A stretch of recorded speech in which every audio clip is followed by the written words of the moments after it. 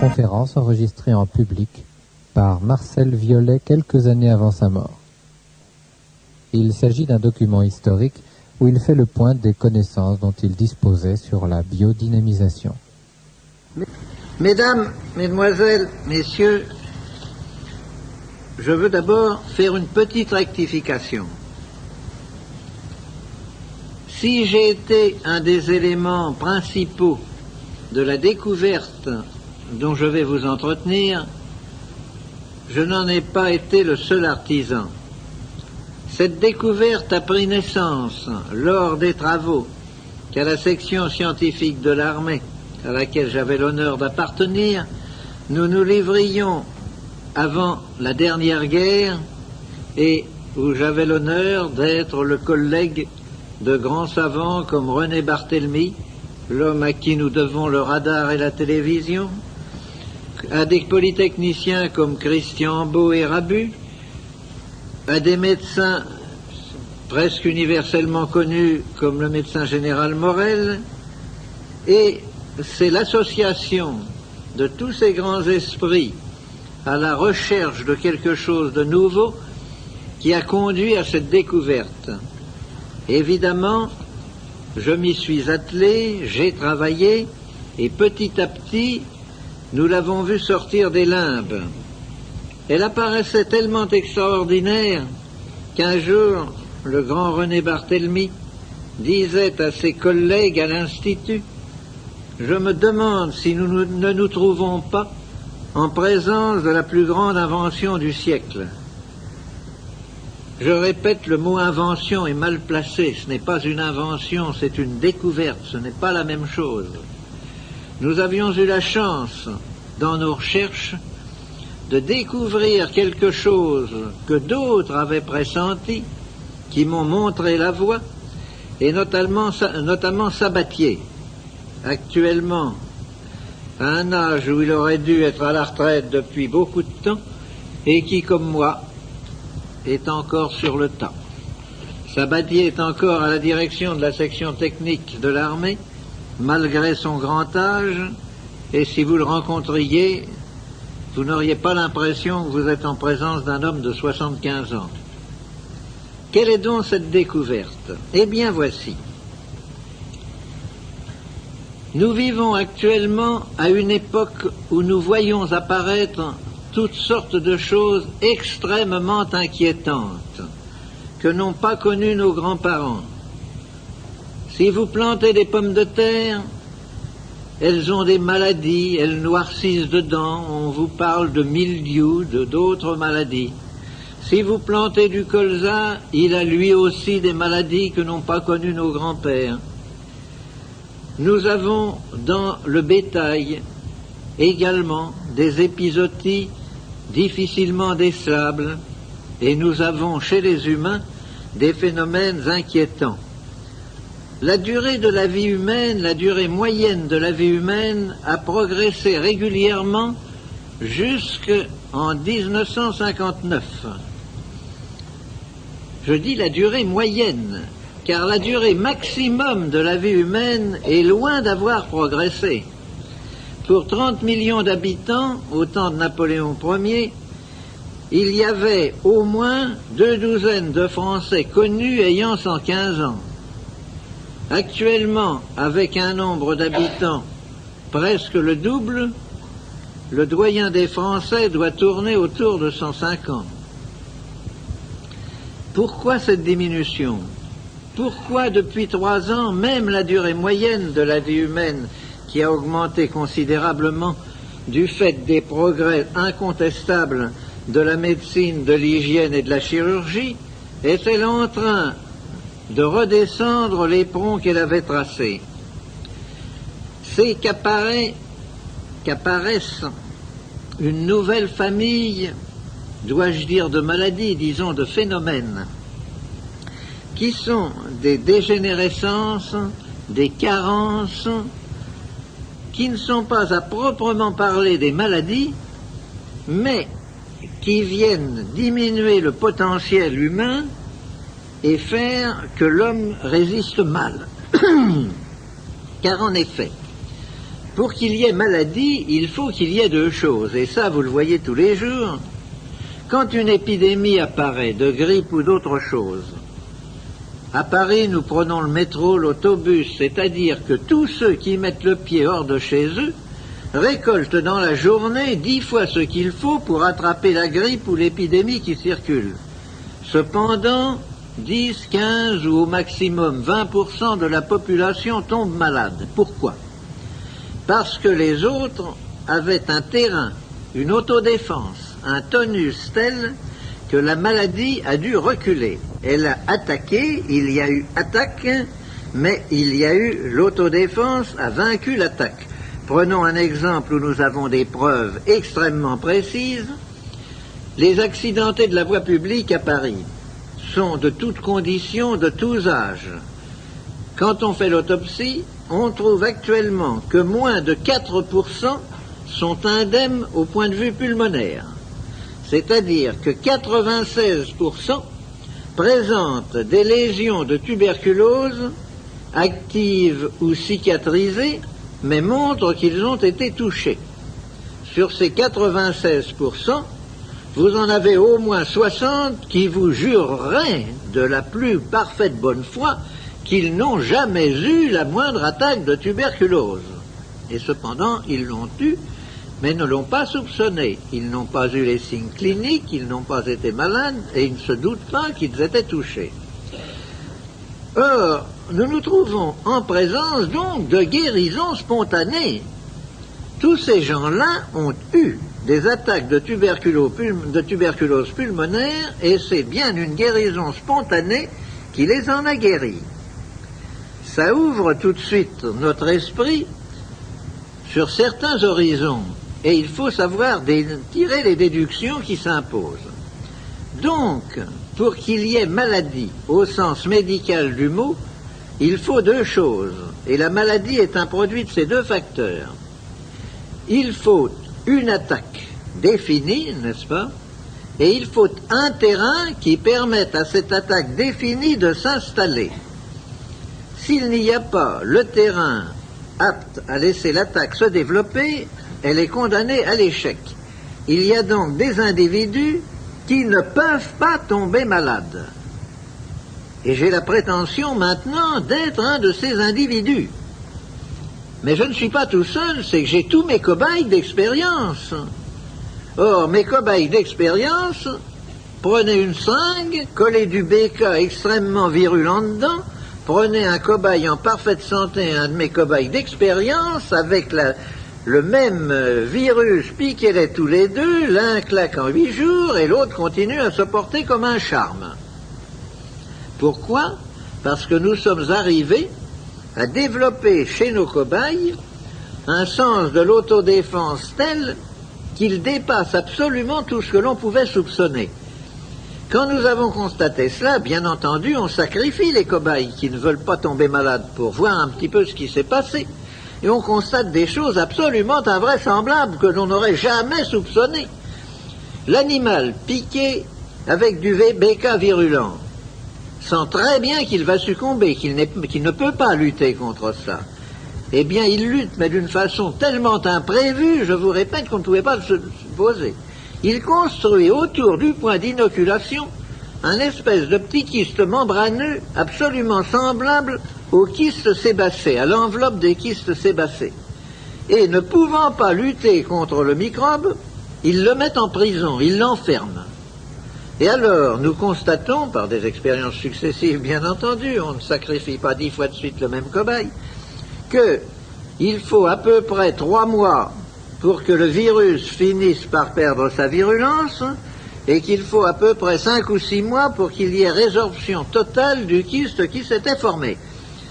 Voilà un cas précis d'autodéfense, absolument invraisemblable et imprévisible, qui montre à quel point l'autodéfense des individus, jusqu'à quel point ça peut aller. Si nous transposons cela dans le domaine humain, nous voyons des choses curieuses. Tant que je n'ai travaillé que dans le domaine humain, on m'a dit, parce que bien entendu, chaque fois que l'on avait une guérison spectaculaire, On me disait, oui, c'est très joli, mais il faudrait un grand nombre de cas, parce que, malgré tout, même dans ce domaine, on assiste parfois à des guérisons spontanées. Et c'est absolument vrai ce qu'on m'objectait. J'ai moi-même, au cours de ma très longue carrière maintenant, puisque j'ai bouclé mes 76 ans, n'est-ce pas, j'ai assisté à beaucoup d'expériences, à beaucoup de choses. Je retiens 3 cas de guérison spontanée de cancer. Le premier cas date de 1926. J'appartenais déjà à cette époque-là au comité directeur du Centre de recherche médicale et scientifique et je venais de réaliser pour l'armée le transfuseur électrique qui a été diffusé sous le nom du docteur qui l'a lancé, le transfuseur Bécard.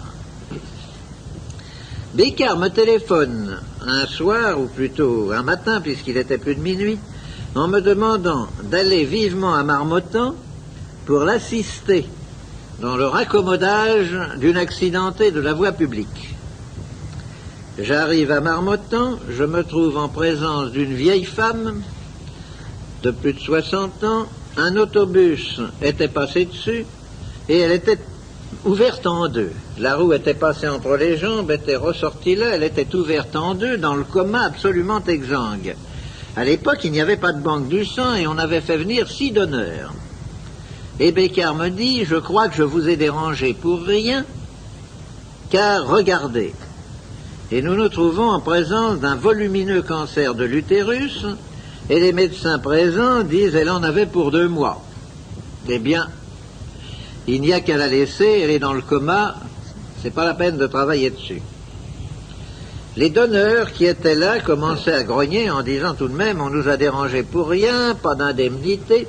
Enfin, finalement, les médecins se décident et on raccommode cette brave femme. Je mets en route le transfuseur et je fais passer l'un après l'autre les 6 donneurs.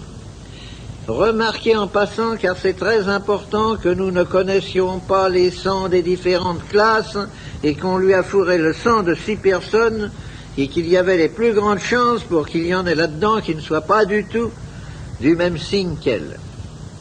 Toujours est-il que je suis rentré chez moi et que 2 mois et demi ou 3 mois après, je reçois un autre coup de téléphone de Bécard me disant « J'ai quelque chose de très intéressant à vous montrer, venez donc déjeuner avec moi ». J'y vais. En traversant son salon d'attente, je ne fais pas la moindre attention à une vieille dame qui était assise sur un canapé et j'entre dans le bureau de Bécard qui me dit « Vous avez vu la dame qui est là ?» Je lui dis « Non, je n'ai pas fait attention ». Il me dit « Vous la connaissez bien, voyons ». Oh, je dis « Non, ça certainement pas ». Il me dit « Mais si, c'est celle pour laquelle je vous ai fait venir à Marmottan il y a 2 mois et demi. » Oh. Je lui dis « Mais dites donc, docteur, vanité et fragilité des diagnostics médicaux, qu'est-ce que vous m'avez dit à Marmottan ?» Elle me dit « Oui. » « Mais écoutez, me dit-il, vous avez beau pas être médecin, Violet, vous avez tout de même des connaissances suffisantes, hein, et vous avez des yeux. Vous avez vu, comme nous tous, le cancer qu'avait cette femme-là. » Ah, j'ai dit « Oui, j'ai vu, il était visible, il était gros comme la tête d'un enfant. » Et alors? Eh bien, il me dit « Il n'y est plus. » Mais elle a eu une opération, quelque chose, elle n'a absolument rien eu. C'est le premier cas de régression de cancer auquel j'ai assisté au cours de ma carrière. Quelques années après, oh oui, même pas mal d'années après, un de mes camarades de promotion est atteint d'un cancer du rein. Coup de téléphone, quand puis-je venir à Paris? Toi qui as des relations dans le monde médical, trouve-moi un bon chirurgien. Enfin, il vient à Paris. J'étais d'accord avec le chirurgien pour beaucoup de choses et j'ai assisté à l'opération. L'opération a consisté à ouvrir.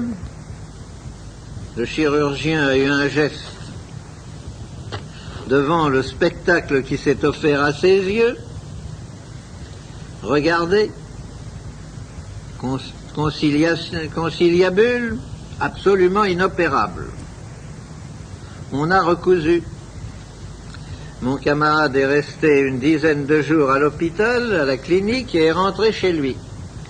Et 3 mois après, j'ai eu un coup de téléphone de lui, je ne bougeais pas, me disant de ces matins, je reçois la lettre bordée de noir. Un coup de téléphone de mon camarade me disant « Oh, excuse-moi de t'avoir laissé, je suis impardonnable, mais je veux aller à Paris d'abord pour remercier le chirurgien et te remercier toi-même vraiment devant un pareil succès. » Bon, rendez-vous est pris, je téléphone immédiatement au chirurgien qui me dit « Non, c'est pas vrai. » Je lui dis « Voilà ce qu'on vient de me téléphoner, je ne l'ai pas vu. » Ah, il me dit « Amenez-le-moi. » Je le lui ai amené, réédition du premier cas que je vous ai indiqué. Et j'en ai eu un troisième semblable. Je n'ai pas besoin de vous le donner en détail. Par conséquent, il y a donc des cas où l'autodéfense du sujet, sous l'influence d'une action extérieure, qui n'est pas définie, remarquez, si elle était définie, nous saurions guérir le cancer, d'une action extérieure mal définie, amène la régression et la disparition de tumeurs considérées comme inguérissables. Si vous admettez que l'autodéfense dans ces cas mal définis peut arriver à ces guérisons spontanées de choses inexplicables, il faut bien admettre tout de même que pour des maladies moins graves ou plus courantes, la chose est également possible.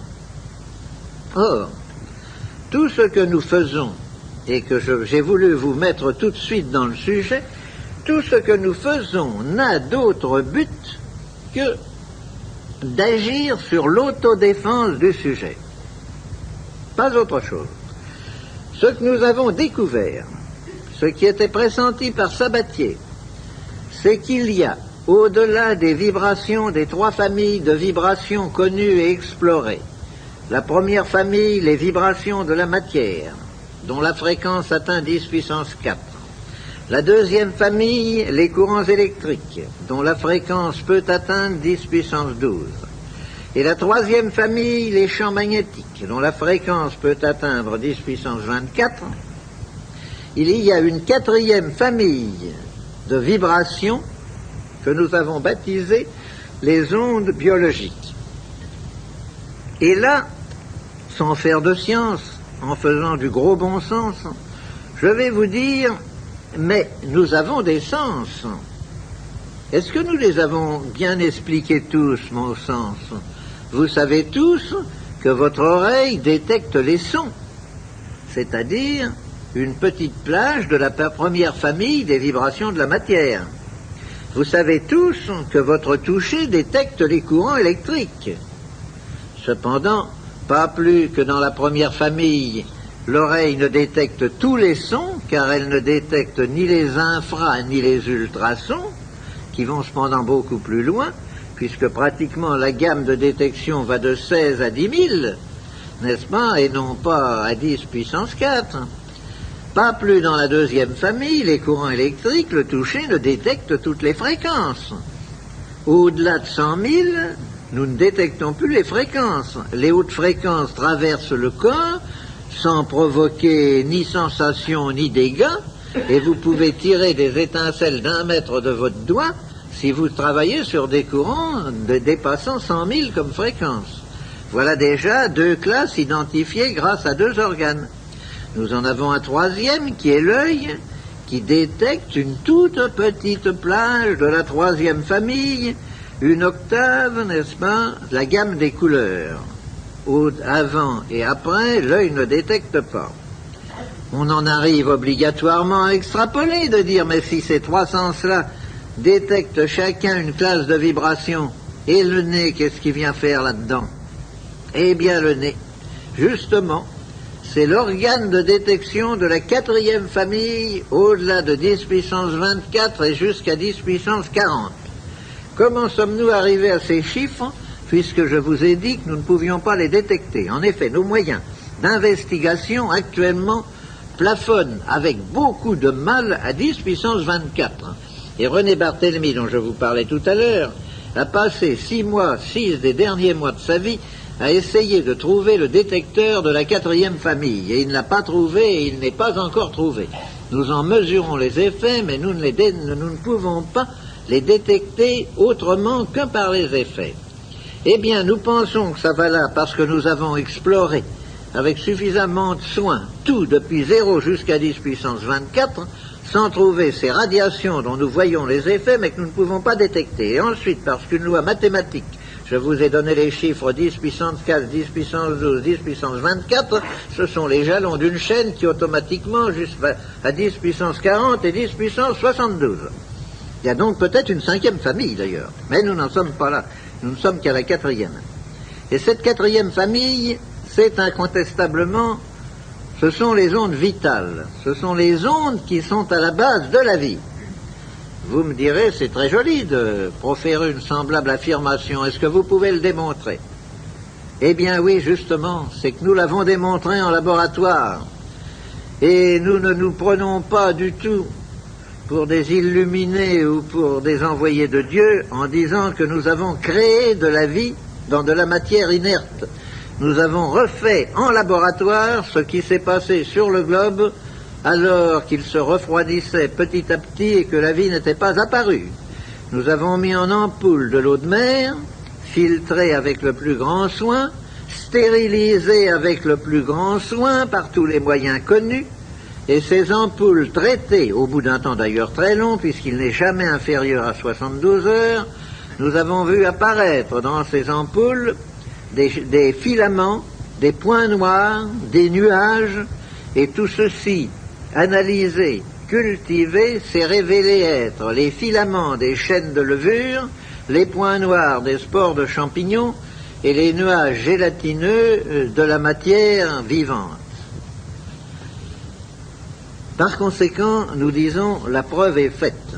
Nous savons maintenant qu'il existe des ondes qui sont à la base même de la vie. Comment peut-on les utiliser? Je raconte, je me suis décidé, j'ai mis très longtemps à me décider, parce qu'évidemment, quand on dit des choses aussi étranges que celles que je viens de vous dire, on passe ou pour un fou ou pour un charlatan.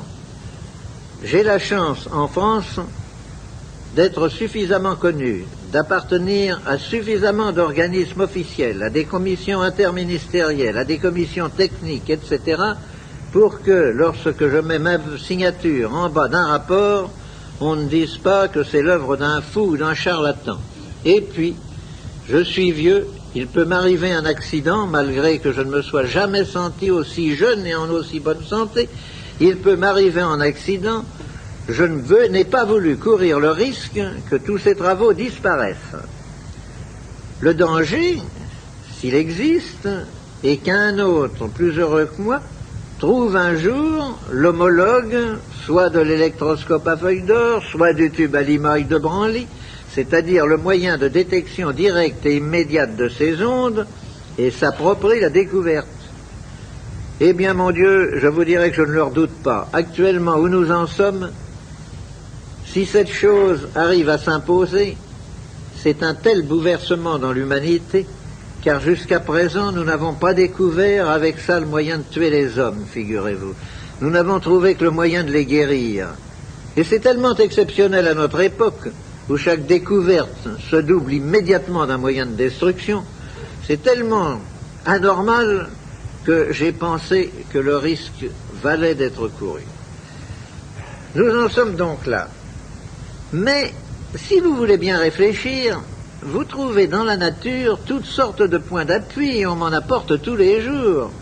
Par exemple, si vous avez été dans une ferme un jour où l'eau tombe à seau, vous remarquez que les canards, qui avaient cependant leur bac plein d'eau et tout et qui ne l'utilisaient pas, se précipitent sous les filets d'eau qui dégoulinent des gouttières pour boire cette eau comme si c'était une friandise.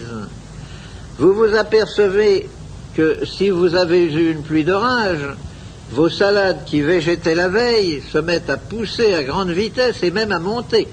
Tous les maraîchers le savent bien, et dès qu'il y a une pluie d'orage, on coupe tout de suite les salades. Et les mêmes maraîchers mettent de grands bassins dans le centre de leur exploitation, peu profonds, et laissent l'eau de la ville, à laquelle ils n'auraient qu'à brancher un tuyau pour faire fonctionner leur lance d'arrosage, ce qui ne leur coûterait rien. Il laisse l'eau séjourner là-dedans 2 ou 3 jours avant d'amener la motopompe à essence ou électrique pour la puiser et l'arroser. Pourquoi? Parce qu'ils savent que cette eau qui a subi une exposition a acquis par cette exposition des qualités qu'elle n'avait pas, des qualités vitales. J'ai fait l'expérience suivante, qui a d'ailleurs, je travaille un peu avec Jean Rostand, qui a d'ailleurs profondément troublé Jean Rostand. J'ai fabriqué environ 2 litres d'eau en faisant brûler de l'hydrogène, au bout d'un tube d'hydrogène, en recueillant la vapeur dans un serpentin refroidi pour faire de l'eau synthétique. Dans cette eau synthétique que j'avais mis dans un cristallisoire, j'ai déposé un tétard. Le tétard a eu une brusque détente de ses 4 membres et s'est immobilisé mort. Oh. On m'a dit, c'est parce que votre eau n'est pas aérée. J'ai dit, je vais refaire la même expérience et nous verrons après. J'ai fait bouillir de l'eau pour qu'elle ne soit pas aérée, je l'ai fait refroidir et j'ai mis un tétard bien vivant dedans. Il ne s'est pas détendu d'un seul coup, il a mis 5 minutes à mourir asphyxié. Donc c'était pas la même chose. Alors j'ai aéré mon eau synthétique et j'ai remis un 3e tétard dedans. Il est mort exactement instantanément comme le premier. Alors j'ai mis mon eau synthétique dans un ballon de verre, je l'ai scellé à la flamme et je l'ai posé sur mon balcon, où il est resté un peu plus d'1 mois, c'était d'ailleurs l'été. Au bout d'1 mois, j'ai cassé la pointe, j'ai reversé l'eau dans un cristallisoire et j'ai mis un tétard dedans, puis 2, puis 3, et tout ça, ça a frétillé, ça a prospéré admirablement. Donc, mon eau synthétique, qui tuait tout, qui était une eau de mort, après une exposition dans un ballon scellé, simplement aux radiations lumineuses et autres, vous allez voir pourquoi tout à l'heure je dis et autres, est devenue une eau vitale, entretenant parfaitement la vie. J'ai commencé toute une série d'expérimentations sur les différentes couleurs du spectre. Et au cours d'une expérience que l'on aurait dit ratée, interrompue par un coup de téléphone intempestif, au cours de laquelle j'avais recouvert mes préparations d'une peau de cobaye tendue sur un cadre, j'ai constaté des choses invraisemblables. Quand je dirigeais un rayon lumineux sur une petite collection de microbes qui me servait d'expérience dans des petites chambres humides pour voir les effets, et vous savez qu'il y a des microbes qui aiment l'oxygène, d'autres qui ne l'aiment pas, qui fuient, n'est-ce pas? Pour voir les effets du rayon lumineux sur les microbes, eh bien par exemple, disons qu'un rayon qui semblait les attirer vers un brin d'algue du fait des phénomènes de photosynthèse que le rayon lumineux provoquait sur le brin d'algue, quand j'ai arrêté le rayon lumineux, il fuyait. J'en ai tiré la conclusion qui s'impose.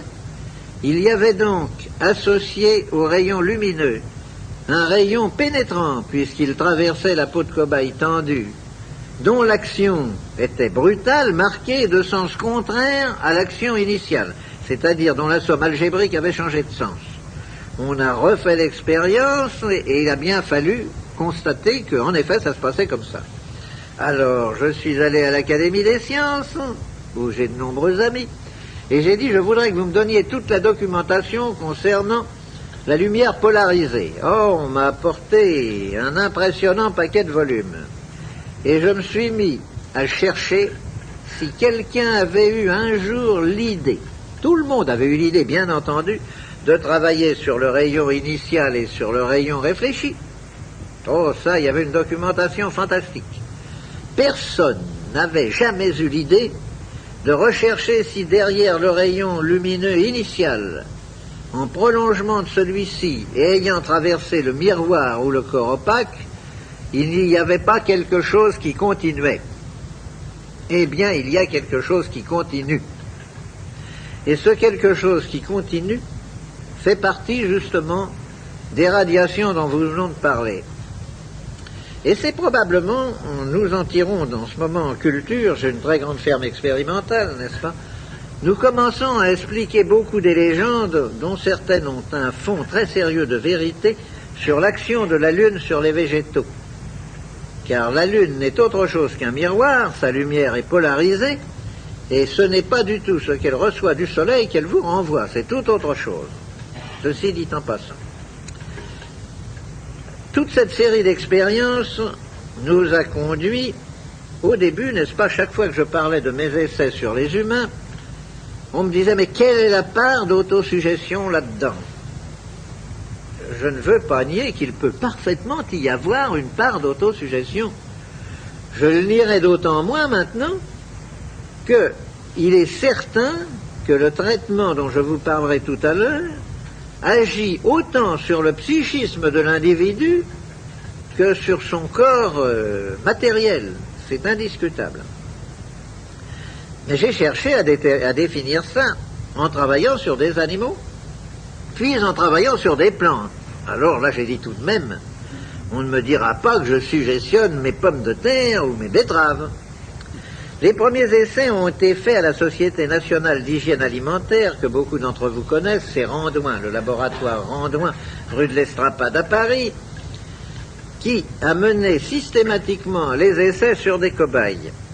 Or, ce qui est extrêmement curieux, c'est que les essais faits sur des cobayes et sur des rats blancs ont donné exactement, en pourcentage, les mêmes résultats que les essais que je viens de faire sur des moutons et sur des veaux, mais alors en grande quantité, pas sur quelques animaux. Alors des essais statistiques qu'on ne peut absolument pas discuter. Et également sur les plantes. Alors je crois maintenant que je vous ai un petit peu dégrossi le problème. Vous savez, quand on m'a dit « Voulez-vous venir faire une conférence ?» j'ai répondu « Moi je ne suis pas conférencier. Je peux, si vous voulez, vous faire une causerie. Je n'aime rien tant que les discussions avec mes collègues, les colloques comme nous les appelons maintenant, n'est-ce pas, qui font rebondir les idées, les questions et dont nous tirons toujours un très grand profit. Et voyez, je n'ai pas de notes. Il m'est absolument impossible de lire une conférence ou de suivre des notes. Depuis les années où je travaille mon sujet, j'en suis évidemment très rempli. Je n'ai qu'à puiser là et là un exemple, une anecdote. Ça m'est beaucoup plus facile que de lire quelque chose. Il faut donc que nous rentrions maintenant, que je vous dise tout de même de quoi nous parlons. Je vous ai parlé de radiation. Et alors, ces radiations, qu'est-ce que c'est? Comment les avez-vous? Eh bien, nous les avons de la façon suivante. Ces radiations, elles font partie de ce que l'on appelle, et là, ne me demandez pas une explication, car le plus grand savant de notre époque ne pourrait pas vous la donner, de ce que l'on appelle le rayonnement cosmique. Or, le rayonnement cosmique, nous ne savons pas ce que c'est. Nous savons en extraire quelques particules, quelques petites choses. C'est comme si un clochard au bord de la Seine, ayant pêché des bouchons à Bercy, prétendait, parce qu'il a pêché des bouchons dans la Seine à Bercy, savoir ce que c'est que la Seine, pour pouvoir vous dire ce qu'elle débite, quel est son cours ou quelque chose. Nous n'en savons rien du tout. Et nous découvrons tous les jours des choses nouvelles que nous n'expliquons pas. Par exemple, tenez, toujours une incidente en passant, au Palais de la Découverte à Paris, où ils ont des appareils scientifiques extrêmement précis, j'emporte un jour 1 litre d'eau traitée. Il y avait là plusieurs grands professeurs, je leur dis, voulez-vous essayer de regarder ce qu'il y a là-dedans? Ils ont commencé par me dire, nous trouvons un champ magnétique négatif très distinct tout autour de la bouteille. Ah. Ensuite, nous sommes allés à un appareil qui mesure les arrivées de corpuscules, de rayons cosmiques, et qui mesure 110 arrivées en 10 minutes avec une grande régularité de jour comme de nuit. J'ai dit, voulez-vous s'il vous plaît mettre un cristallisoire plat sur cet appareil et mettre de l'eau ordinaire dedans? On l'a fait, 110 arrivées en 10 minutes. Bien, nous remplaçons l'eau ordinaire par de l'eau traitée. 85 arrivées en 10 minutes. Explication? 0. Constatation, c'est tout. Nous ne pouvons absolument rien expliquer. C'est d'ailleurs excessivement fréquent que nous ne puissions rien expliquer dans ce domaine. Donc, nous sommes arrivés à capter et non pas à fabriquer, car nous pourrions parfaitement dessiner un appareil producteur de ces ondes, mais quand il faudrait le coter, nous pourrions le coter également, mais pas le fabriquer, parce que nous serions toujours à parler de millionième de mu, de milliardième de millimètre, de choses comme ça, et que ce n'est pas à l'échelle humaine. Donc, nous captons ces ondes dans le rayonnement, dans le flux cosmique, et nous les amplifions. Pour les capter, l'appareil initial qui a servi à la découverte est excessivement simple, mais d'une simplicité telle, il suffit simplement d'avoir une grande antenne, et à un bout de cette antenne, vous fabriquez un condensateur. Moi, mes condensateurs, je les fais en série avec des petits accumulateurs de motocyclettes qui me servent de bac. Et je mets 2 séries de plaques en laiton au lieu de la série de plaques en plomb. Et au lieu de mettre une électrolyte, je coule comme diélectrique de la cire d'abeille. Or, le phénomène que je vais vous décrire ne se produit rigoureusement qu'avec de la cire d'abeille et rien d'autre. Quand vous avez fait un condensateur ainsi constitué, si vous analysez à l'oscillographe cathodique la décharge, vous constatez ceci. Si vous en faites un semblable avec de la paraffine, avec de l'huile, avec tout ce que vous voudrez, vous le chargiez et que vous le déchargiez, vous avez un beau sinusoïde amorti, n'est-ce pas, de la décharge. Mais quand vous mettez de la cire d'abeille, au lieu d'avoir ce joli trait net de sinusoïde amorti, vous avez un trait énorme et flou. Ce trait énorme et flou, photographié au millionième de millimètre, se révèle être fait par des oscillations d'une invraisemblable fréquence qui chevauchent le trait initial et le transforment en ce trait énorme et flou. Et alors, vous en comptez, sur un seul élément de la sinusoïde, vous en comptez 200 ou 300. C'est-à-dire que la fréquence est absolument invraisemblable.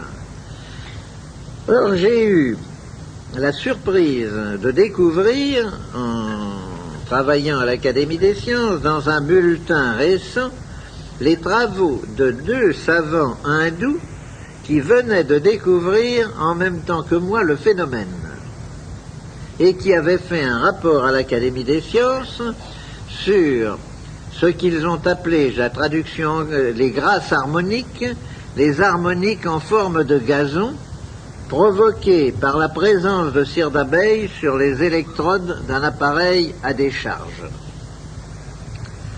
Il est évident que ces ondes, ces fréquences, nous nous trouvons maintenant, nous y sommes dans notre famille d'ondes biologiques.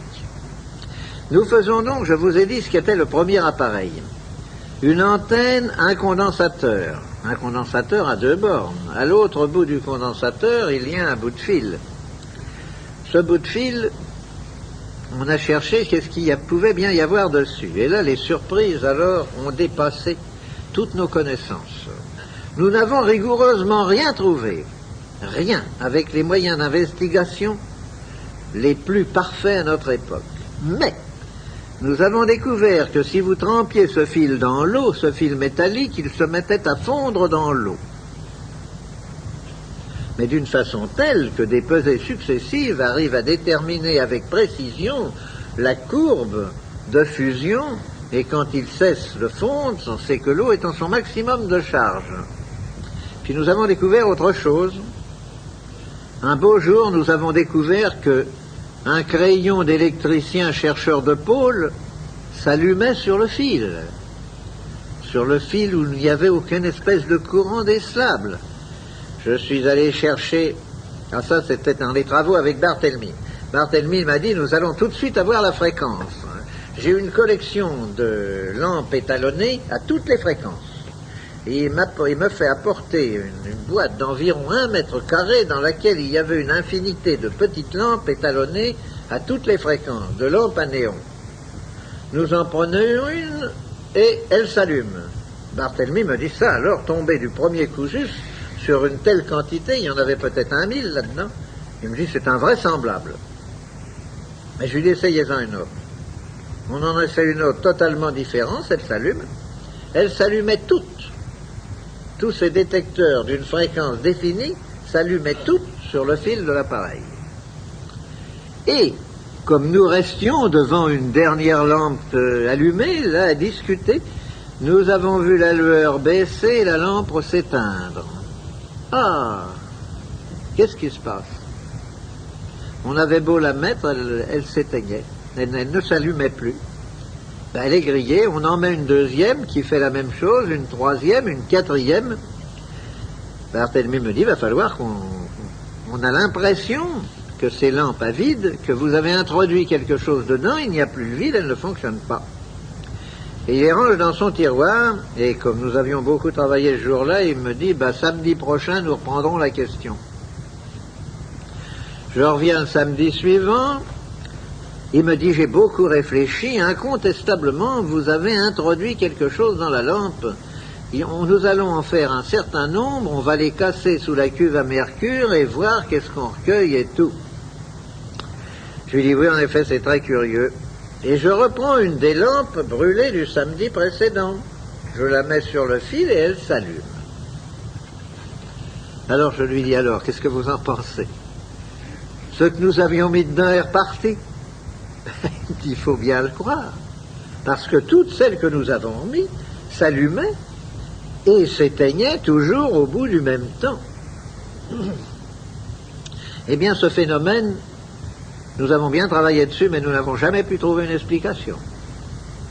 Et actuellement, nous n'en avons pas plus que lors de nos premiers essais. Nous utilisons toujours ces lampes pour contrôler, mais j'ai actuellement dans le laboratoire, nous utilisons des Mazda 55 volts du commerce, n'est-ce pas? Eh bien, je fais des choses qui amusent les gens parce que ça les frappe beaucoup. Je dis à un monsieur, prenez donc cette poignée. Il la prend, il ne sent rigoureusement rien. Tirez la langue, il tire la langue, je prends la langue, je la pose sur sa langue et la lampe s'allume. N'est-ce pas? Et je peux faire ça sur n'importe quelle partie du corps. Vous pouvez intercaler un millivoltmètre, un milliampère-mètre périodique ou apériodique, vous pouvez faire tout ce que vous voulez, vous ne trouvez rien.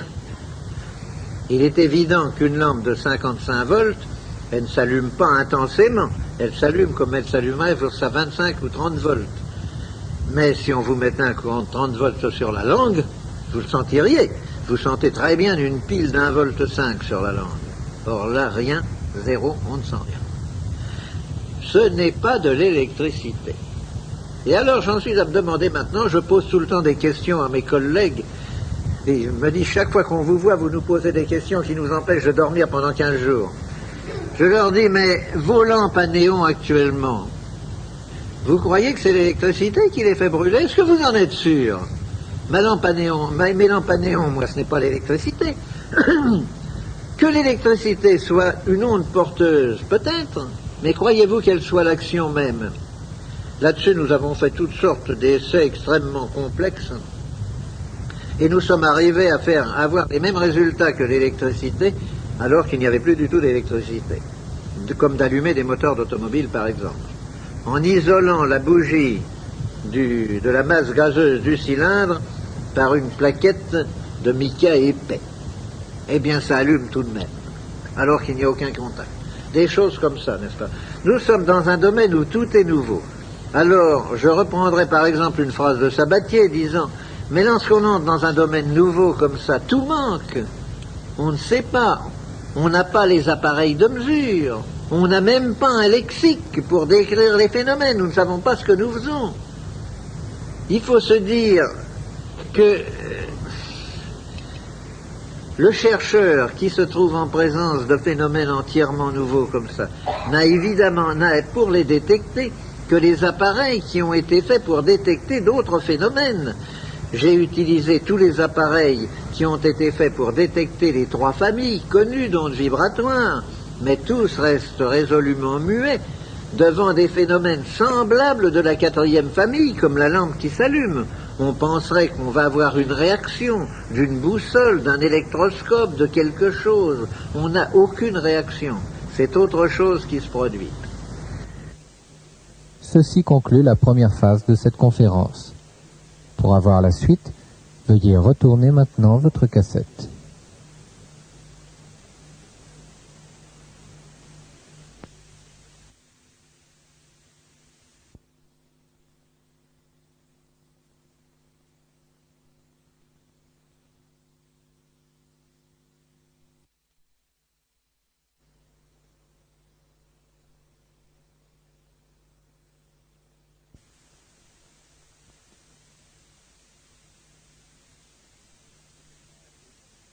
La biodynamisation ou le secret de l'énergie vitale, face B.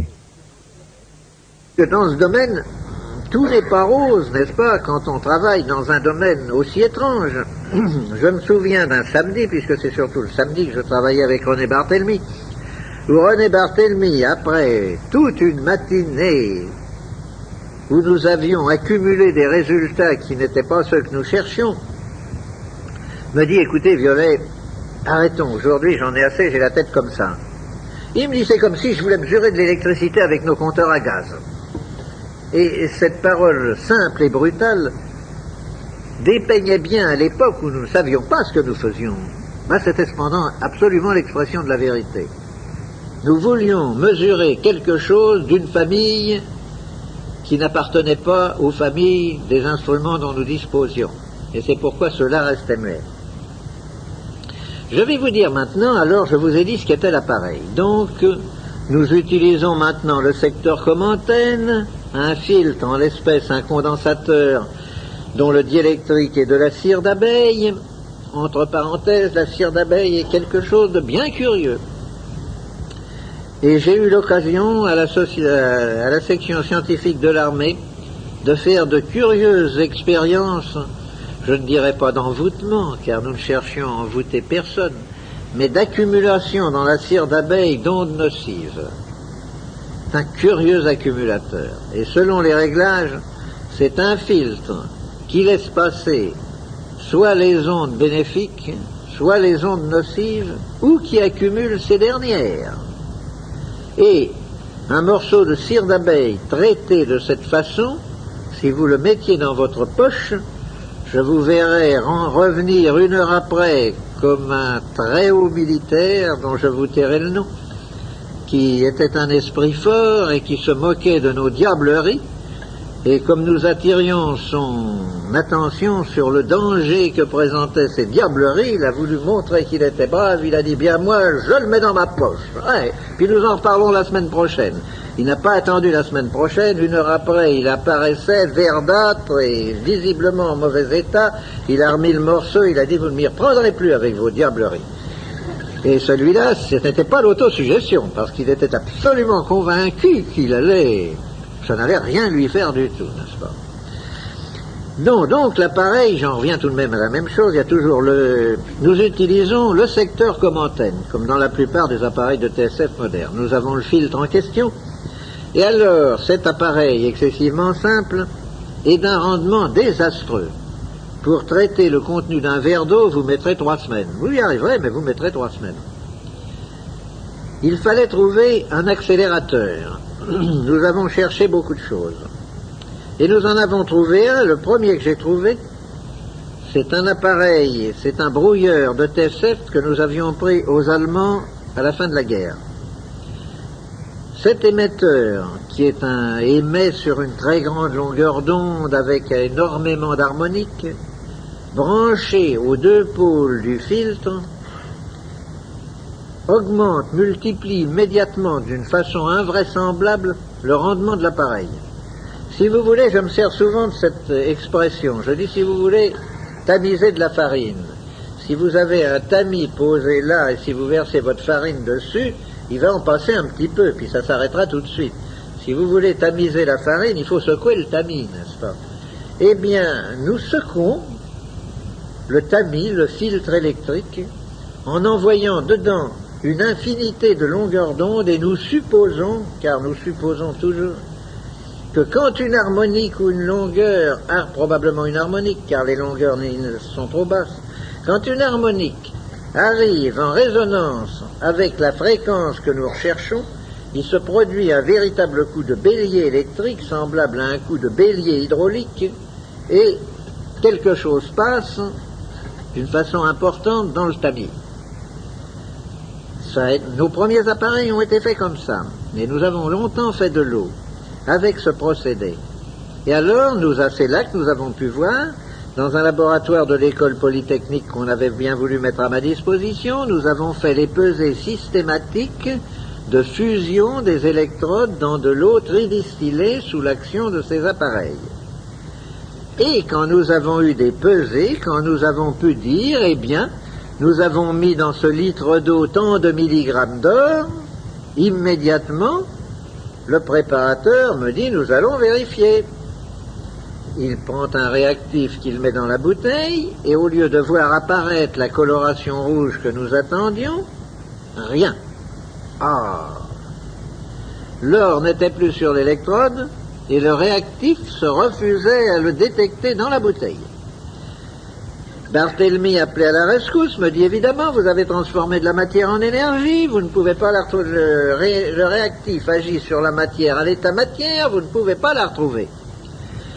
La bouteille est mise là avec une étiquette et un beau jour, environ 3 mois après, en arrivant au laboratoire, nous voyons la bouteille toute rouge.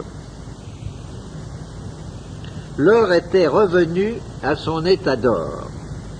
Et nous avons pu constater en même temps que l'eau avait perdu toutes ses propriétés. Elle n'agissait plus, elle n'avait plus aucune action sur les êtres vivants, sur les graines, sur tout ça. Elle a donc été pendant 3 mois dans un état où elle agissait, et alors elle n'agissait plus.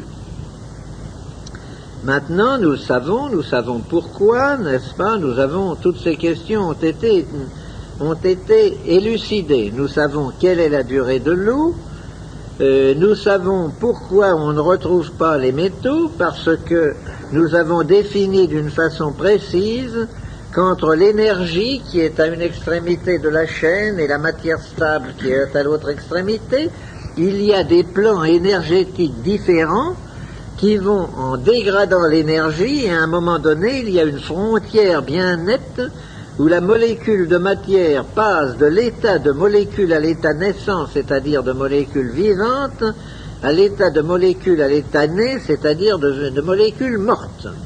Et nous avons pu situer très exactement cette frontière. C'est déjà quelque chose. Par exemple, nous avons pu situer, et là, maintenant qu'on le dit, mais tout le monde dit, mais c'est absolument évident, quand vous chauffez de l'eau à 63 degrés, vous la tuez. 63 degrés, c'est la température de pasteurisation. C'est la température où l'on supprime toute vie. C'est la frontière entre la vie et la mort, entre l'énergie et la matière à l'état stable. Évidemment, maintenant, quand on y pense, c'est tout naturel, mais enfin, il fallait le découvrir, n'est-ce pas? Alors, je vais vous citer maintenant les grandes expériences qui ont amené, alors, à ce que j'appelle, avec mon esprit scientifique et cartésien extrêmement poussé, non pas la période de certitude, mais la période de conviction. La période de certitude, nous l'aurons quand nous aurons découvert l'appareil de mesure. Mais tout de même, quand vous encerclez un problème, quand vous vous faites une hypothèse de travail, que vous l'encerclez d'une multitude d'expériences et que toutes confirment l'hypothèse, et qu'aucune ne vient l'infirmer, on peut dire que même en l'absence d'expérience décisive et définitive, on est dans la période de conviction sérieuse. Or, la période de conviction, elle a commencé il y a 15 ans. Pendant la dernière guerre, la direction de l'armement m'avait mis à la direction de l'usine Simca pendant la période française de la guerre. Pendant la période d'occupation, j'ai pris la direction de l'usine Técalémite d'Orly. Et là, j'ai eu en juillet 42 un infarctus du myocarde assez grave puisque je suis resté 6 heures dans le coma.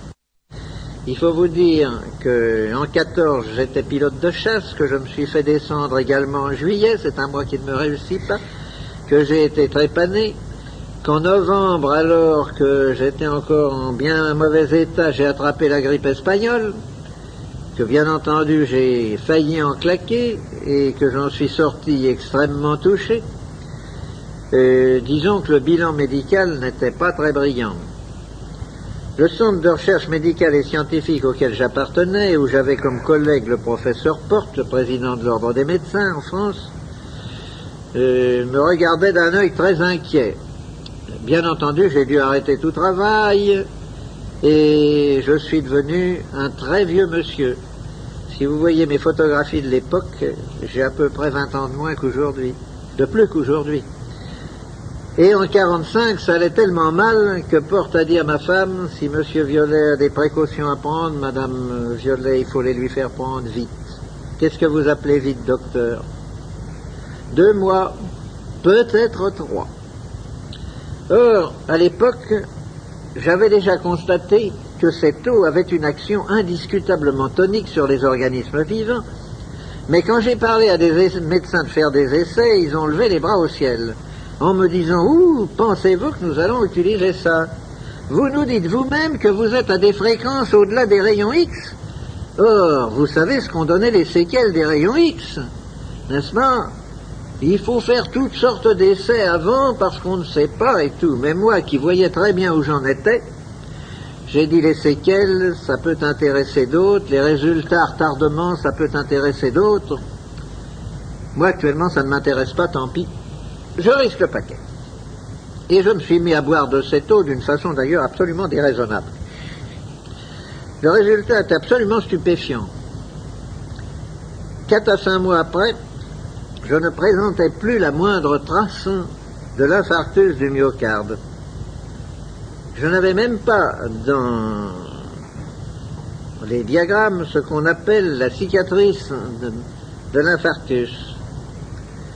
Et quand je suis rentré à Paris et que je suis allé voir Porte, qui avait pris la précaution avant de me laisser tenter l'expérience de me prendre des radios, toutes sortes de contrôles et tout, et qu'on a superposé mes radios à celles prises 5 mois avant, on a eu la stupéfaction de constater que certaines choses considérées comme impossibles actuellement médicalement s'étaient produites. Par exemple, que l'aorte déroulée et spiralée que j'avais 5 mois auparavant s'était presque complètement reconstituée.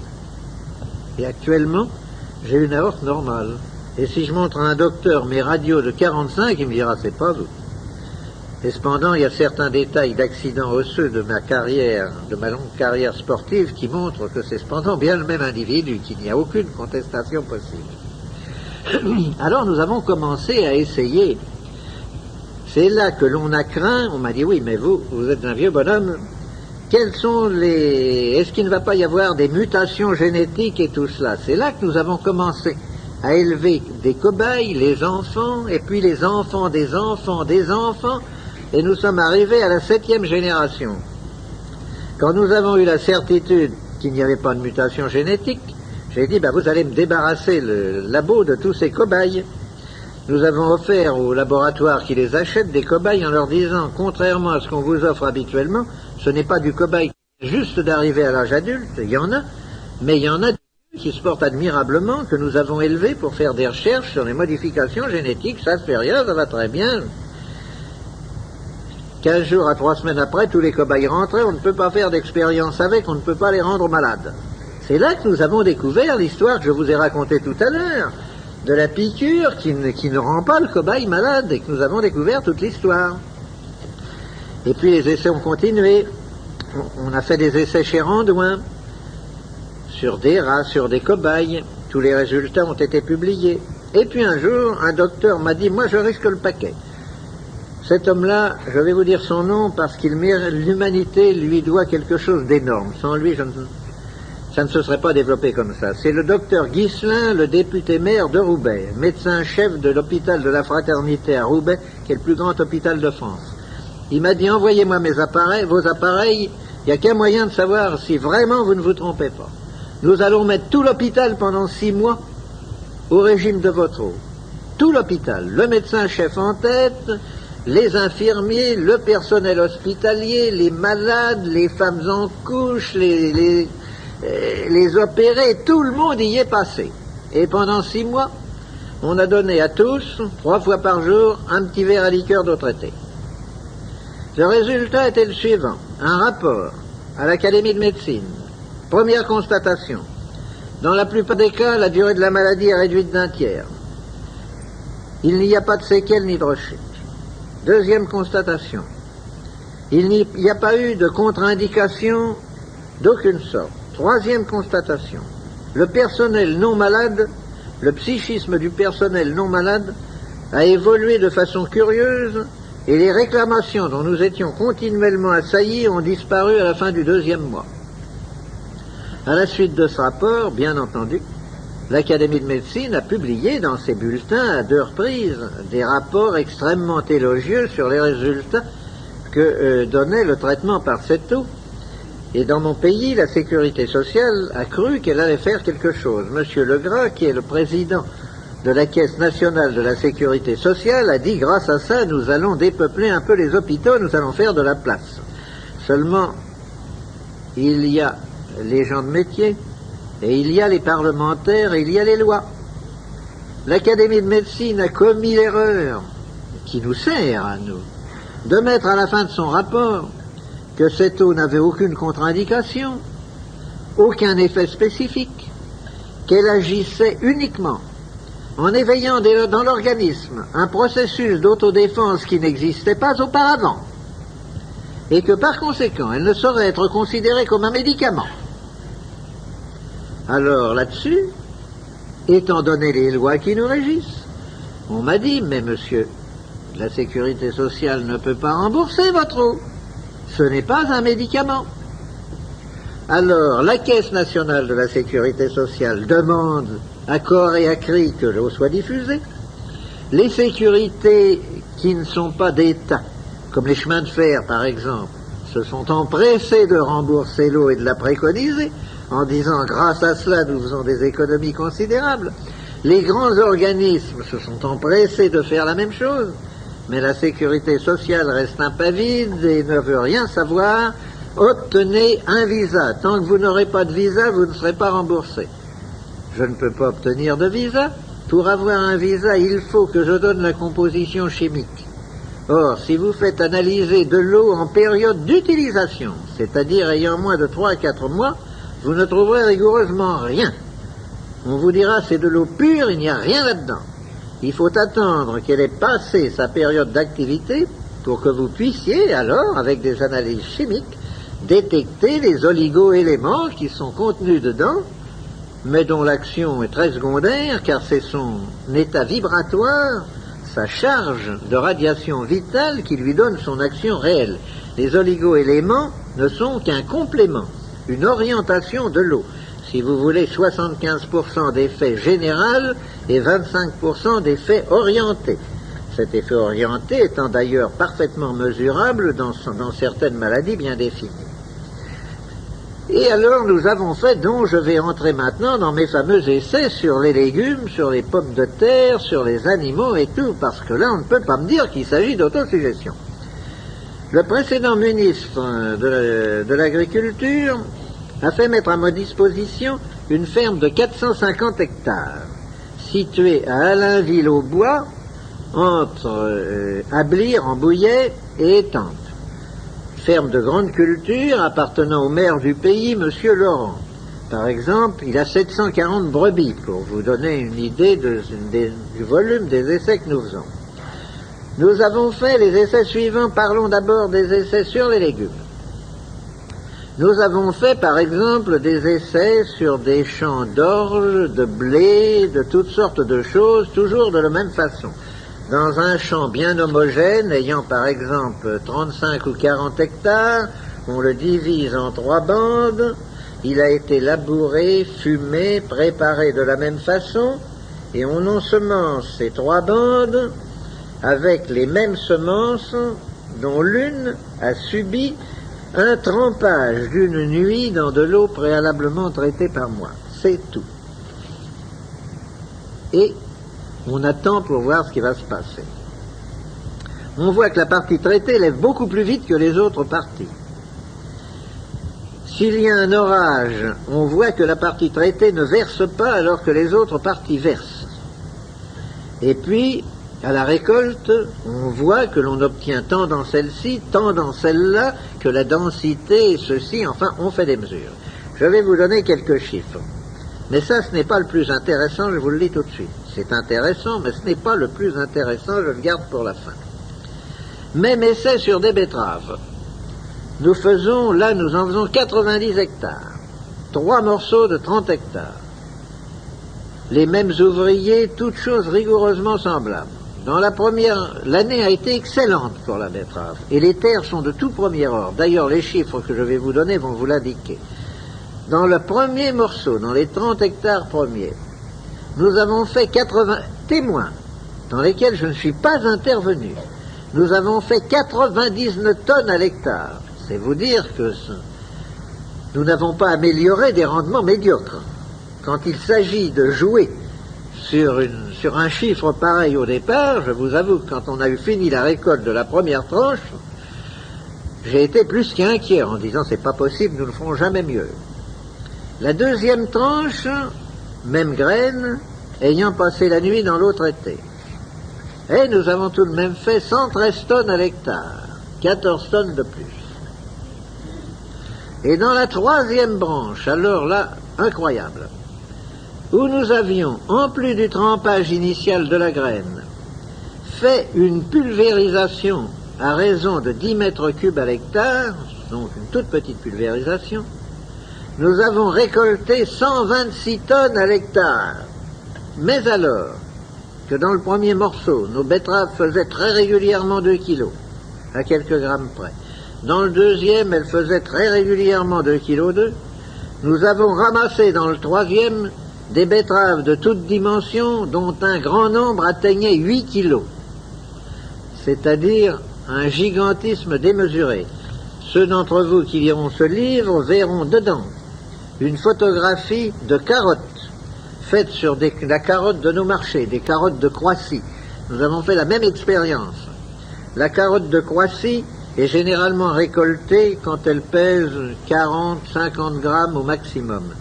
Si vous en oubliez une en terre, vous arriverez à une carotte qui atteindra peut-être 180 grammes, mais ça sera un morceau de bois, vous ne pourrez pas la manger, elle sera fendue, ligneuse et tout. Et nous avons récolté des carottes d'1,2 kg parfaitement tendres, dans le même délai de 8 semaines que nos carottes témoins. La photographie est sur une des pages. Vous voyez que c'est déjà pas mal, mais ça n'est pas le plus beau. Le plus beau, je l'ai gardé pour la fin, parce que vraiment, il est beau par ses résultats, mais surtout par ses conclusions. La Terre est en train de subir une période de dégénérescence qui n'est probablement pas momentanée. Elle a vieilli, elle reçoit en quantité réduite les ondes vitales, une zone isolante s'est constituée dans l'ionosphère, la source que nous ignorons, ce qui m'a d'ailleurs valu un très long débat avec le précédent pape, pour rechercher les origines de ce rayonnement vital.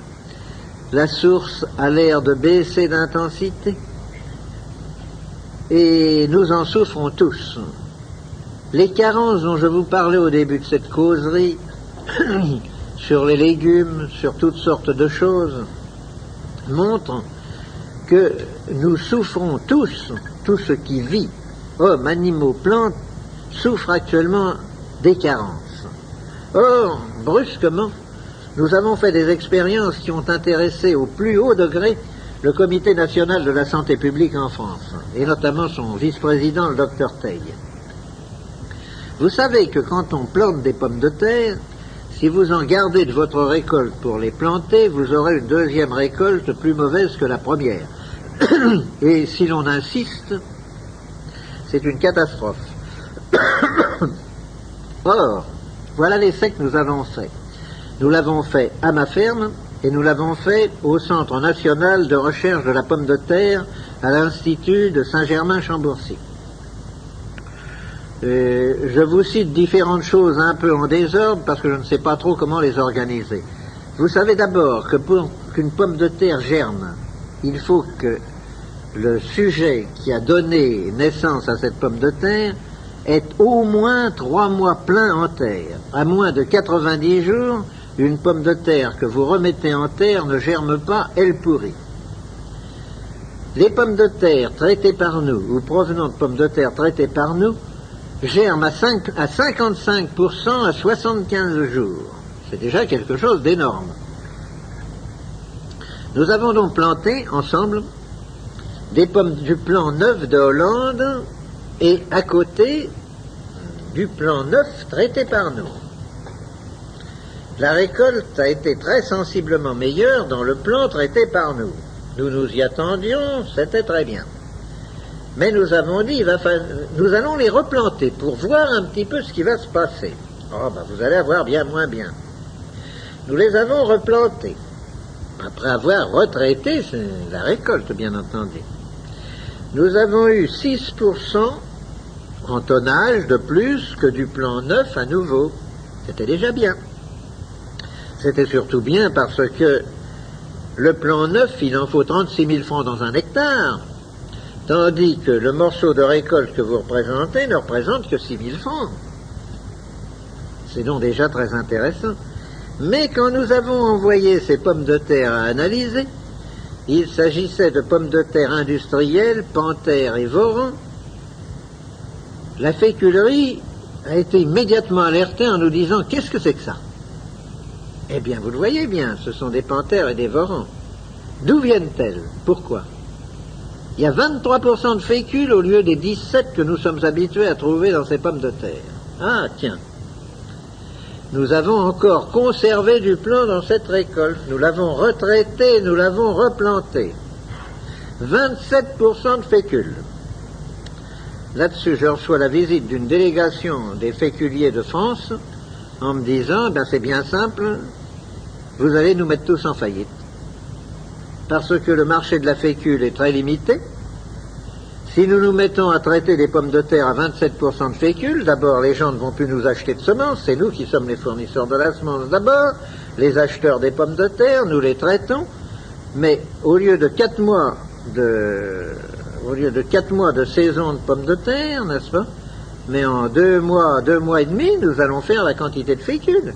Et puis nous n'allons pas acheter la quantité que nous achetons, puisqu'avec vos 27% de fécule, il en faut presque moitié moins. Ça ne va pas, nous allons sauter. Si vous répandez votre procédé, nous allons sauter. J'ai dit, vous n'allez pas sauter parce que vous faites le raisonnement que tout le monde a fait chaque fois qu'il y a eu l'apparition d'un progrès. Qu'on fait les tisserands de Lyon quand le métier mécanique est apparu. Or, il y a actuellement 3 ou 4 fois plus de tisserands quand il y avait le métier à main, n'est-ce pas? Chaque fois qu'une nouveauté apparaît, évidemment, elle bouleverse les états de choses. Il faut évoluer, il faut se reconvertir. Vous vendez la fécule très chère, ce qui limite ses emplois à très peu d'industrie, car l'alimentation n'en consomme qu'environ 3%. 97% vont à l'industrie. Par conséquent, la fécule est limitée par son prix. Si vous produisez de la fécule à moitié prix, eh bien, vous allez voir s'élargir le marché. En ce moment, je fais mon métier d'ingénieur conseil en vous disant ce qu'il faut faire quand on se trouve en présence d'un problème comme celui qui m'est soumis. Les choses en sont là, et on est en train, bon gré mal gré, de travailler la question, parce qu'évidemment, pour eux, c'est une question de vie ou de mort.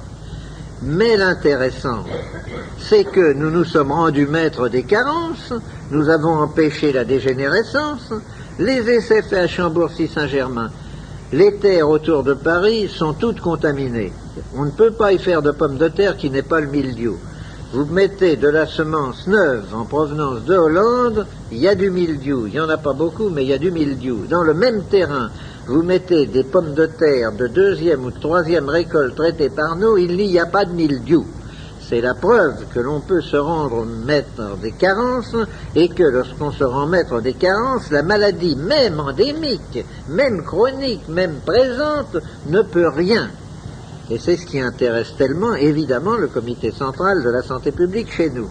C'est cette expérience qui, de toutes, à mon avis, est la plus intéressante. Contrôle sur des animaux. Je vous ai dit tout à l'heure qu'il y avait 740 brebis. Au moment de l'anglage, évidemment, il naît une tripotée de petits agneaux tous les jours. Nous avons pris ces agneaux, s'il y en avait de trop faibles ou d'anormalement forts, on les écartait, et nous avons fait 2 lots d'agneaux de 50 agneaux absolument semblables. mais à quelques grammes près. Nous les avons mis dans 2 bergeries à côté l'une de l'autre, et nous leur avons donné une nourriture pesée. Tous les 2 buvaient l'eau du puits de la ferme, mais les premiers telle qu'elle sort du puits, les deuxièmes après qu'on les fait passer dans l'appareil de traitement. Au bout de 100 jours, le premier lot d'agneau était à 35 kg poids marchand et donnait 17 kg 200 de viande nette par agneau.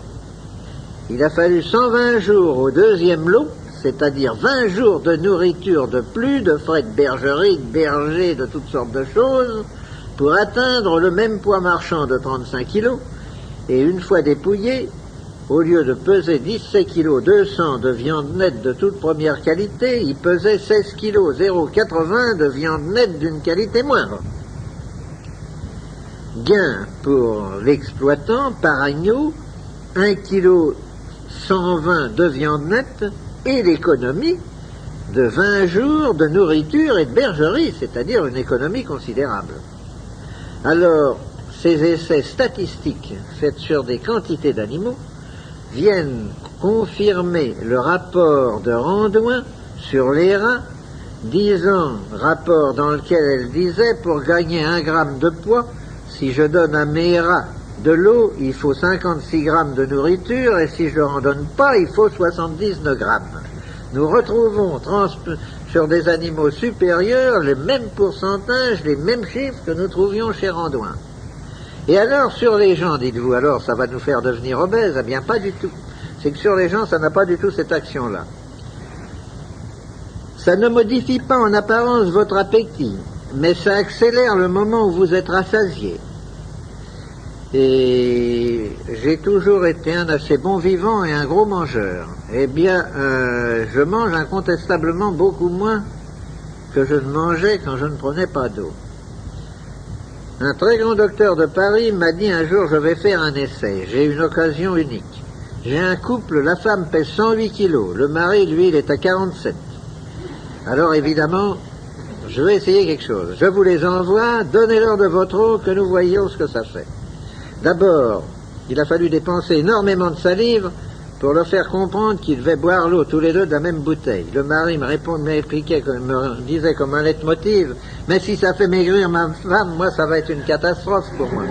J'avais beau lui dire, mais non, c'est un régulateur glandulaire, elle est trop grosse, il y a des glandes qui ne marchent pas, vous êtes trop maigre pour la même raison, mais ce sont d'autres glandes, on va remettre votre hypophyse en route et vous allez voir, enfin il ne comprenait pas, mais il l'a fait tout de même. Mais le résultat a été ce que Gautier attendait. La femme s'est mise à maigrir et le mari a engraissé. Par conséquent, vous n'avez pas à redouter de devenir gros ou maigre en buvant de cette eau. J'en bois depuis 15 ans, je pèse 63 kilos. Je peux faire n'importe quoi, je pèse 63 kilos. Mes fonctions officielles en France m'amènent à assister beaucoup plus souvent qu'à mon tour à des réceptions, à des banquets, à toutes sortes de choses, et à faire beaucoup d'écarts de régime. Ça n'a absolument aucune espèce d'importance. J'ai ma femme, je vous dirais que ça fait 42 ans que je suis marié, n'est-ce pas? Je ne vous dis pas son âge, mais vous le déduirez facilement. J'ai ma femme ses amis sont extrêmement étonnés qu'elle puisse manger des petits gâteaux, de la crème, être très gourmande et tout, et rester non pas maigre, car elle n'est pas maigre du tout. Elle mesure 1,67 m et elle pèse 58 kilos, mais elle peut faire également tout ce qu'elle veut. Elle peut aller passer 2 mois en Normandie et abuser des sols à la crème, des maquereaux à la crème et de toutes les bonnes choses qu'il y a dans ce coin-là. Elle ne bouge pas d'un gramme. On dirait que c'est un régulateur, n'est-ce pas? L'eau agit, je redis les paroles de l'Académie de médecine, n'est-ce pas, comme quelque chose qui augmente l'autodéfense, le tonus de l'individu, qui éveille dans l'organisme un processus d'autodéfense qui n'existait pas auparavant et qui augmente l'action des médicaments. Et, par exemple, il y a des phénomènes curieux. Si vous prenez la dose du soir simplement dans de l'eau sucrée avec un peu de fleur d'oranger, ce que faisaient beaucoup de nos grands-mères, eh bien, vous obtenez un excellent sommeil. J'ai récupéré un sommeil d'enfant. Je m'endors et je peux passer une nuit blanche. Je ne serai pas fatigué, je ne sais plus ce que c'est que la fatigue, ni physique ni cérébrale.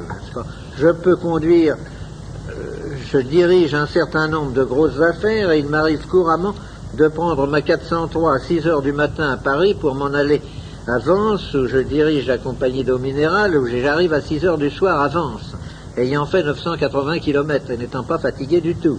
Je peux parfaitement passer une nuit au volant, je ne suis pas fatigué. Si je me couche à l'heure habituelle, à 10 heures, je serai endormi et je me réveillerai à 7h moins 5 avec une régularité splendide. Alors que j'avais perdu le sommeil, évidemment, ce qui était normal, j'étais fatigué quand le soir arrivait, la dernière bouchée, je tombais sur le lit, je me réveillais à minuit et demi, je me retournais pendant 3 heures avant de me rendormir, et à 7 heures du matin, quand le réveil sonnait, je commençais par discuter avec moi-même, savoir s'il n'y avait pas moyen de gagner encore un bon moment à rester couché. Maintenant, à 7h moins 5, je suis réveillé, frais et dispo, avec envie de me lever, et pas du tout envie de rester couché. Si je cesse de prendre de l'eau pendant plus de 15 jours ou 3 semaines, je commence à retrouver mon âge. Alors, comme nous sommes fâchés depuis 15 ans, j'ai pas envie de le revoir, je reprends vivement de l'eau. Si quelqu'un se portant bien boit de l'eau, qu'est-ce qu'il ressent? Au début, rien. Ensuite, la seule chose qu'il ressentira, c'est une diminution de la fatigue, soit physique, soit cérébrale, et une certaine sensation d'euphorie, de mieux-être. La parole du médecin général Morel dans une communication à l'Académie de médecine, où il citait un certain nombre de cas, il disait « Et puis tous les malades que j'ai soignés avec l'aide de ce traitement sont devenus des gens souriants. » Eh bien, c'est absolument vrai. Passons à la dernière phase des effets sur l'homme, le rajeunissement. Pas plus que vous ne vous apercevez que vous vieillissez d'un mois à l'autre, vous ne vous apercevrez que vous avez cessé de vieillir. Il n'y a que si vous prenez l'eau d'une façon régulière, et n'étant pas un médicament, étant un aliment énergétique qui combat les carences qui sont de tous les jours, de toutes les heures, il faut prendre de l'eau d'une façon régulière. Quand il y a maladie, il faut en prendre 1 gramme par kilo d'individu et par jour. Quand il n'y a pas maladie ou quand la maladie est passée, il faut en prendre le tiers de cela, ça suffit largement. Actuellement, j'en prends un petit verre à liqueur le matin depuis déjà plusieurs années et c'est tout. Et j'ai vraiment l'impression qu'il m'est impossible de tomber malade. Maintenant, il peut y avoir n'importe quoi, je suis sûr que je ne tomberai pas malade. Et au point de vue vieillissement, ben mon Dieu, nous ne l'avons aperçu qu'à la longue, l'histoire du vieillissement. Nous ne l'avons aperçu qu'à la longue quand je me suis aperçu, après plusieurs années, que je récupérais des fonctions disparues, que je pouvais faire un certain nombre de choses que je ne pouvais plus faire, que la longueur des trajets que je pouvais faire en voiture s'allongeait avant que la fatigue se fasse sentir. Ça n'est qu'à la longue, et alors où ça s'est bien senti, c'est lorsque beaucoup d'anciens élèves de Polytechnique se sont donné le mot et se sont mis à prendre systématiquement et régulièrement de l'eau. Et que dans un déjeuner ou dans un dîner de promotion, on reconnaissait immédiatement ceux qui prenaient de l'eau violet et ceux qui n'en prenaient pas. Vous avez eu récemment la visite d'un très grand professeur de l'Académie de Montpellier, n'est-ce pas, de la faculté de Montpellier. Eh bien, si Pêche était à côté de moi et que vous nous demandiez nos âges respectifs, je crois que vous vous feriez un écart d'au moins 20 ans et vous vous tromperiez dans le mauvais sens, n'est-ce pas? Et ça, c'est fréquent, ça apparaît. Maintenant, moi je suis des arts et métiers de Lille. Eh bien, nous avons aux arts et métiers notre président Ramas, qui n'est pas un président Soliveau, il a 93 ans, et il préside nos déjeuners, nos dîners et nos réunions, n'est-ce pas? Et si vous lui demandez le secret de sa longévité, il vous répondra, voyez, violet. Et nous en avons un certain nombre comme ça, beaux que vous connaissez. Et donc, pour terminer, Ne croyez pas que c'est un médicament, que c'est une panacée universelle. Ce n'est pas un médicament du tout. Mais on me dit, vous nous dites que ça guérit tout. Eh bien, disons que ça aide à la guérison de tout, si vous voulez. Ça guérit tout parce que ça ne guérit rien. J'en reviens toujours à la définition de l'Académie de médecine, car elle est tellement exacte qu'on ne peut rien y rajouter, rien y enlever. J'y ajoute ce que je vous ai dit en commençant. Pour qu'il y ait maladie, il faut deux facteurs. Une attaque et un terrain. L'attaque, ça n'est pas mon affaire, c'est l'affaire du médecin. Le terrain, c'est mon affaire. Si vous arrivez à mettre le terrain dans une situation telle qu'il devrait être normalement, les attaques ne peuvent plus se produire, ou si elles se produisent, elles régressent. Je suis comme vous, il m'arrive quand je prends le métro d'attraper la grippe. Seulement chez moi, une grippe dure 6 heures. Ça ne va pas plus loin. Ce jour-là, j'ajoute à mon petit verre du matin, eh bien, j'ajoute un deuxième verre à midi et un troisième le soir, et un ou deux comprimés de produits antigrippines, et puis c'est fini, le lendemain, je n'ai plus la grippe. J'ai été attaqué, mais j'ai surmonté l'attaque. J'ai, de ma longue carrière sportive, j'ai le squelette démoli d'un peu partout, n'est-ce pas? Et j'étais sujet à des crises de sciatique effroyables. Mais alors, j'ai vu me rouler sur le lit à se demander si je n'allais pas me jeter par la fenêtre, malgré des piqûres. On a tout essayé, les piqûres intrarachidiennes, tout ce qu'on peut essayer. Ça durait 4 ou 5 jours, c'était effroyable. Maintenant, dès que ça commence, dès que je sens la crise venir, nous fabriquons d'autres produits clos qui ont exactement le même effet, car ce ne sont que des supports de radiation. Il n'y a aucun médicament dedans, ce sont des produits naturels, il n'y a que des supports de radiation. Je me fais vivement une friction avec une lotion, et c'est fini. Jamais la crise de sciatique ne s'est développée, et un quart d'heure après, elle est disparue. Un essai que vous pouvez faire très facilement, c'est sur la migraine. Vous n'avez qu'à vous frotter le front avec de la lotion ou avec de la crème, je vous garantis de la façon la plus absolue que vous n'aurez plus la migraine un quart d'heure après, n'est-ce pas? Ça, l'essai est excessivement facile à faire. Et vous voyez ce que l'on peut tirer de cette technique. Je ne voudrais pas que certains d'entre vous croient qu'après cela, je vous répète, qu'ils peuvent dire à leur médecin, on t'a assez vu. Non, non, non, non, non. Avant que vous soyez arrivé au point où j'en suis arrivé, moi j'ai 15 ans de traitement derrière moi, n'est-ce pas? Eh bien, je crois qu'il faut plusieurs années avant que l'on acquiert le degré d'immunité où je suis arrivé actuellement. Il faut des années. Vous ne l'acquierrez pas en 3 mois. Voilà dans les grandes lignes. Oh, je ne suis bien loin de vous avoir tout dit. Je vous dis, il faudrait parler des heures, et encore on n'aurait pas tout dit. Mais enfin, j'ai essayé dans cette causerie très à bâton rompu, vous avez pu vous en apercevoir, de vous donner une vague idée de ce que nous faisions, et de vous dire, si quelque chose ne va pas, mon Dieu, vous ne courez aucun risque, ça ne coûte pas cher, et vous verrez bien ce que vous en retirerez.